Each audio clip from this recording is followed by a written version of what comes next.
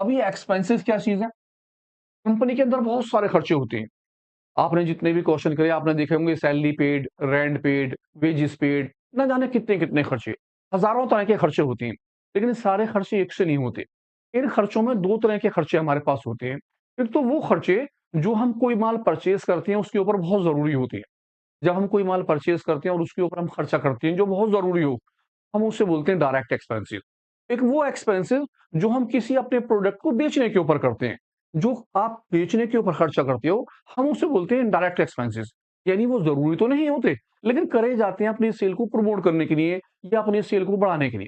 For example आप कोई चीज़ बाज़ार से खरीद के लाते हो, आपकी कोई शॉप है मोबाइल वगैरह की, आप 5 मोबाइल दिल्ली से परचेज़ करके लाए या 10 मोबाइल दिल्ली से परचेज़ करके लाए, तो जब दिल्ली से अपने यहाँ तक लाओगे तो उस मोबाइल को किस चीज़ में ला रहे हो? किसी टैक्सी के अंदर, किसी बस में या उसके ऊपर जो भी खर्चा हुआ, वो उसे परचेज़ करने के ऊपर हुआ।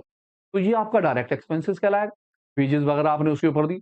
अब आपने अपनी शॉप पे उसे रखा, 2 दिन, 3 दिन, 4 दिन, 1 महीने, तो रेंट का जो किराया गया, यानी कि आपकी शॉप का जो रेंट गया, वो आपका इनडायरेक्ट एक्सपेंसेस है, क्योंकि वो आपने माल बेचने के ऊपर करा।